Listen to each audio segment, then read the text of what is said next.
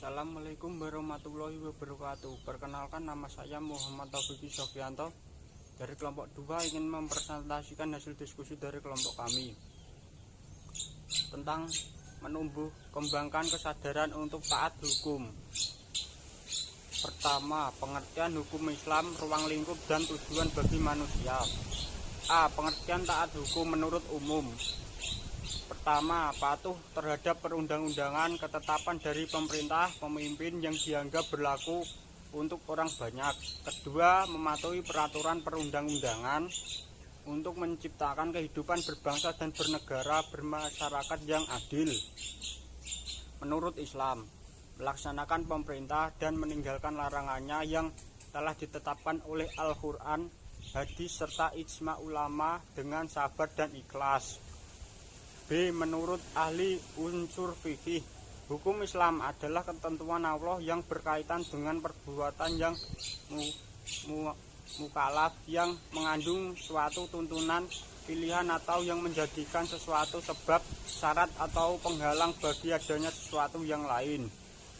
C. Menurut ahli fikih, hukum syari Islam adalah akibat yang timbul dari perbuatan orang yang mendapat beban Allah Subhanahu wa Ta'ala, dan ini dibagi menjadi dua bagian, hukum takfi dan hukum wad'i.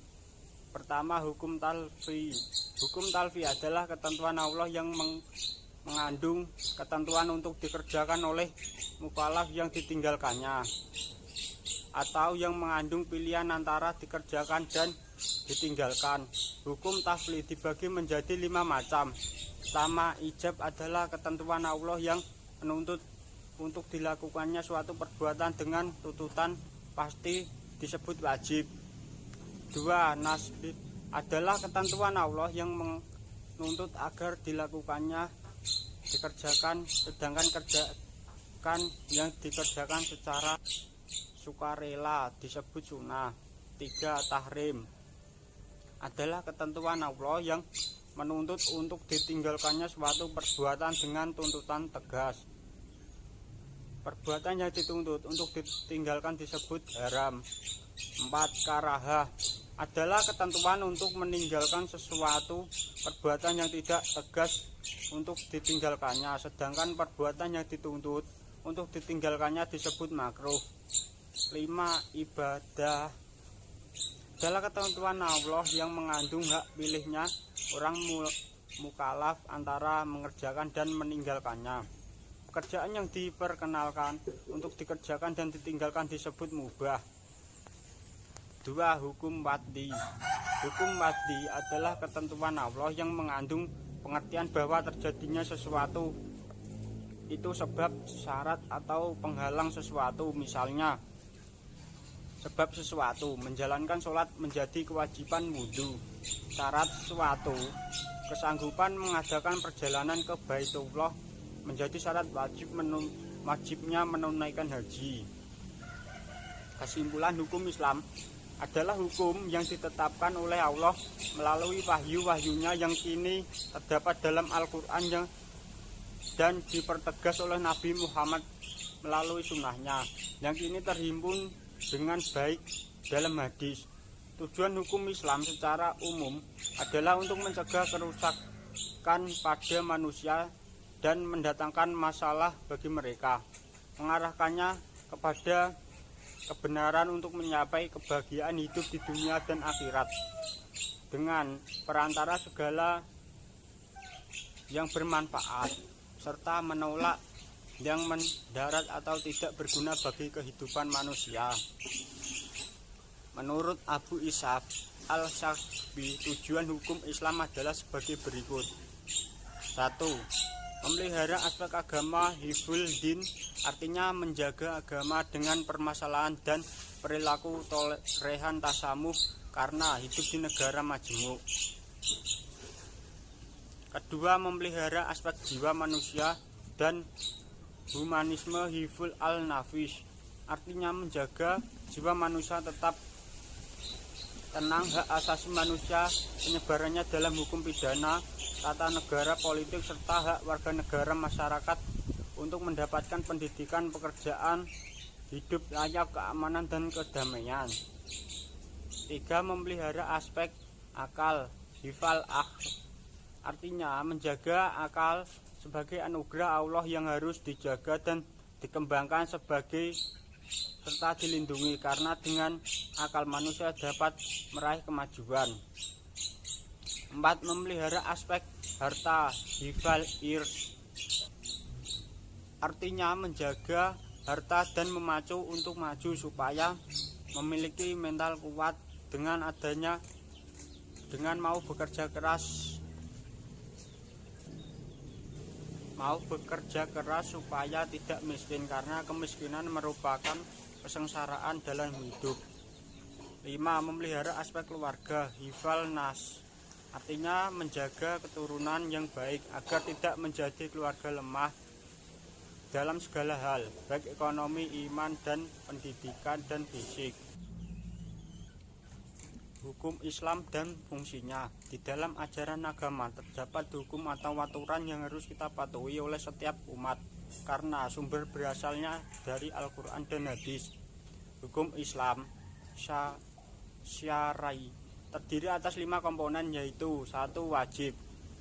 Wajib adalah suatu perkara yang harus dilakukan oleh pemeluk agama Islam yang telah dewasa dan waras mukallaf, di mana jika dikerjakan mendapatkan pahala dan apabila ditinggalkan tidak mendapatkan dosa. Misal sholat fardu, puasa di bulan Ramadan, dan lain-lain. Sunnah adalah suatu perkara yang bila dilakukan umat Islam akan mendapatkan pahala, dan jika tidak dilaksanakan tidak berdosa. Misalnya sholat duha, tahajud, dan lain-lain. 3. Haram adalah suatu perkara yang mana tidak boleh sama sekali dilakukan oleh umat muslim dimanapun mereka berada, karena jika dilakukan akan mendapatkan dosa dan siksa di neraka kelak, misalnya membunuh, durhaka, dan lain-lain. 4. Makruh adalah suatu perkara yang dianjurkan untuk tidak dilakukan, akan tetapi jika dilakukan tidak berdosa, dan jika ditinggalkan akan mendapatkan pahala dari Allah Subhanahu wa Ta'ala, misal merokok, lalai, dan lain-lain. 5. Mubah adalah suatu perkara yang jika dikerjakan seorang muslim mukallaf tidak akan mendapatkan dosa dan tidak mendapatkan pahala, misal makan dan minum, melamun, dan lain-lain. Fungsi hukum Islam. Fungsi utama hukum Islam adalah untuk beribadah kepada Allah Subhanahu wa Ta'ala. Hukum Islam adalah ajaran Allah yang harus kita patuhi. Umat manusia, dan kepatuhannya merupakan ibadah yang sekaligus juga merupakan indikasi keimanan seseorang. Adapun yang diatur dalam hukum Islam bukan hanya hubungan manusia dengan Tuhan, tapi juga hubungan antara manusia dengan dirinya sendiri, manusia dengan manusia lain, dalam masyarakat, manusia dengan benda, dan antara manusia dengan lingkungan hidupnya. Assalamualaikum warahmatullahi wabarakatuh. Perkenalkan, nama saya Maulida Nur Rahmatika dari Prodi D3 Keperawatan. Saya dari kelompok 2, yaitu bab 2. Dan di sini saya akan menjelaskan tentang pembagian syariat Islam. I'tiqodiyah, hukum atau peraturan yang berkaitan dengan dasar-dasar keyakinan agama Islam yang tidak boleh diragukan dan harus benar-benar iman kita. 2. Amaliyah, ilmu moral, yaitu aturan-aturan yang berkaitan dengan pendidikan dan peningkatan jiwa. Sebagai contoh, semua aturan yang mengarah pada perlindungan, keutamaan, dan mencegah kejahatan. Ilmu fikih, yaitu peraturan yang mengatur hubungan manusia dengan Tuhan dan hubungan manusia satu sama lain. Ilmu fikih berisi 2 bagian. Pertama, ritual, menjelaskan hukum-hukum hubungan manusia dan Tuhan. Dan ibadah tidak sah, tidak diterima, kecuali disertai dengan niat. Contoh ibadah seperti sholat, zakat, puasa, dan haji. Tujuan syariat Islam dan penerapannya: memelihara agama, memelihara jiwa, memelihara akal. Hadis Rasulullah SAW menyatakan agama adalah akal. Siapa yang tiada berakal menggunakan akal. maka tiadalah agama baginya. 4. Memelihara kehormatan. 5. Memelihara harta. Hubungan manusia dan hubungan Allah serta fungsi dalam kehidupan. Dalam ajaran Islam, umat Islam wajib mentaati hukum yang ditetapkan oleh Allah, karena orang yang mendapatkan beban itu adalah mukallaf, baik berupa tuntutan, pilihan, maupun larangan. Oleh karena itu, bila seorang telah mengamalkan semua titah Allah, baik berupa tuntutan, wajib dan sunnah, larangan, haram atau makruh, maupun pilihan mubah, maka orang tersebut akan menolak perbuatan zalim terhadap sesama manusia maupun makhluk hidup. Ruang lingkup yang diurusi hukum Islam menurut pendapat Zahabi meliputi beberapa aspek, diantaranya hukum i'tidaqiyah, yaitu suatu yang berkenan dengan akidah keyakinan seperti rukun iman yang keenam. Hukum alamiah, yaitu sesuai yang berkenan dengan ibadah seperti sholat, puasa, zakat, dan haji. Muamalah seperti jual beli, perkawinan, warisan, pencurian, dan sebagainya.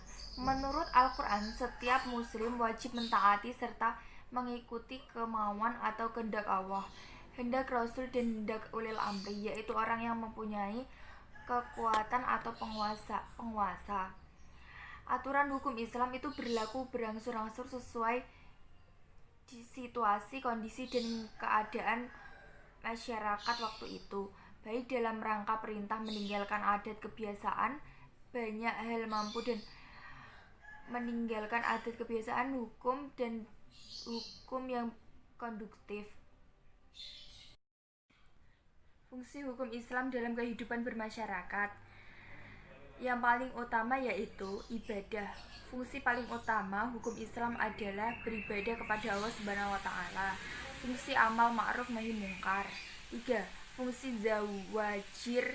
Fungsi ini terlihat dalam pengharaman membunuh dan berzina. 4. Fungsi tanzim wal islah al ummah, yaitu hukum Islam sebagai sarana untuk mengatur sebagai mungkin dan memperlancar proses interaksi sosial sehingga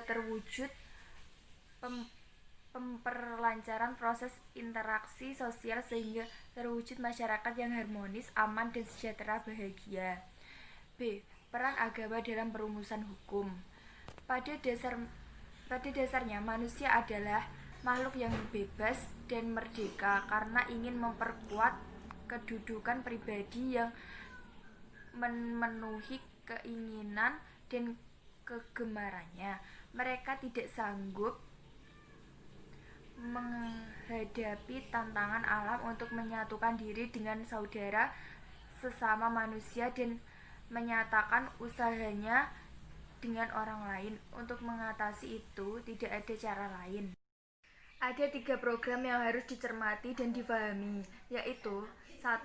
Terwujudnya masyarakat yang agamis, berperadaban luhur, berbasis hati nurani, dan diilhami dan disinari firman ajaran agama Allah. 2. Terhindarnya perilaku radikal, ekstrim, tidak toleran, dan eksklusif dalam kehidupan beragama. 3. Terbitnya masyarakat yang dapat menghayati pengamalan ajaran-ajaran agama dengan sebenarnya. Aspek kehidupan sosial, keadaannya selalu berubah-ubah meliputi perubahan waktu, tempat, keadaan, masyarakat, atau hukum yang merupakan salah satu aspek sosial dengan sendirinya. Antara kehidupan sosial dan hukum mempunyai aspek yang saling mempengaruhi. Pada masa Umar bin Khattab terjadi kemarau panjang sehingga peternakan tidak berkembang dan panen tidak berhasil. Lalu ia mengeluarkan 2 macam kebijakan hukum Islam yang penting, yaitu mengundurkan pemungutan zakat binatang ternak hingga masa keringnya berakhir dan binatang ternak berkembang kembali. 2. Menghentikan hukum potong tangan bagi pencuri. Ketika itu Umar berkata, "Jangan kamu potong tangan pada setangkai buah al-iz kurma, dan jangan pula pada Tuhan kekeringan atau kelaparan sanatain." Assalamualaikum warahmatullahi wabarakatuh. Nama saya Pandu Budi Nugroho dari Prodi D3 Keperawatan. Di sini saya akan menjelaskan tentang penegakan hukum yang adil. Nomor 1 yaitu agama mengajarkan keadilan. Syariat Islam menyamaratakan antara sesama umat manusia Islam dan antara mereka dengan yang lain berdasarkan prinsip keadilan dan persamaan yang diterapkan dalam Al-Quran. Prinsip utama syariat Islam baik yang menyangkut soal ibadah dalam arti khusus seperti hubungan antara makhluk dengan kholiknya maupun soal ibadah dalam arti luas. Perkara yang harus ditinggalkan. Nomor 1, melarang perbuatan keji. Nomor 2, melarang berbuat mungkar. Nomor 3, melarang permusuhan. 2 yaitu fungsi profetik agama dalam hukum.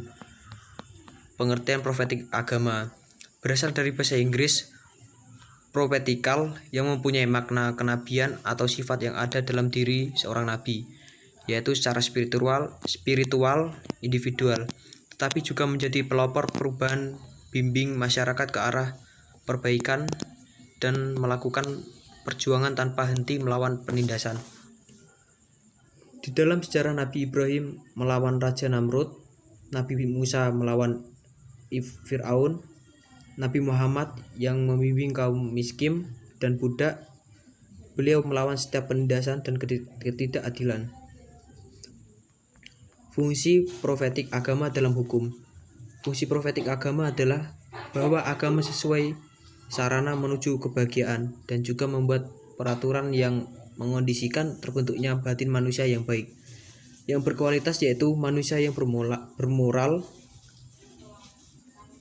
Fungsi profetik agama adalah bahwa agama sebagai sarana menuju kebahagiaan juga membuat peraturan-peraturan yang mengkondisikan terbentuknya batin manusia yang baik, yang berkualitas, yaitu manusia yang bermoral.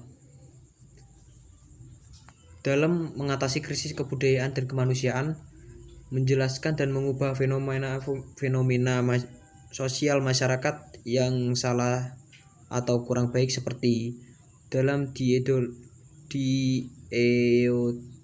deoligasi yang tidak sehat dan merugikan tahanan masyarakat, dalam keamanan dan kebebasan yang nyaris menabrak rambu-rambu hukum dan norma serta nilai yang ada, dalam reduksionisme, penurunan kualitas ilmu pengetahuan, ijazah ilegal, dan aspal, dalam materialisme, pamer, glamor, foya-foya, dan sebagainya, dalam ekologi, ketidakseimbangan hidup dalam bermasyarakat, baik materi dan non-materi, baik lahir maupun batin,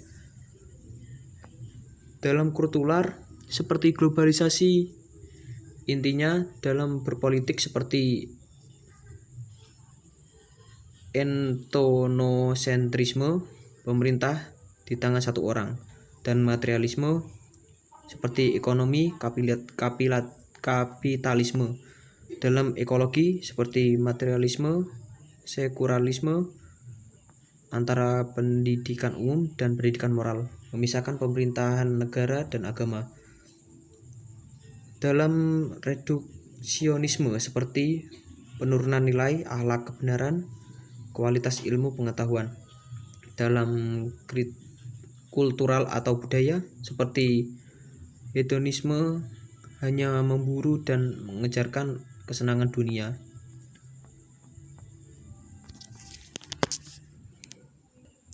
Sekian presentasi dari kelompok kami. Saya ucapkan terima kasih. Wassalamualaikum warahmatullahi wabarakatuh.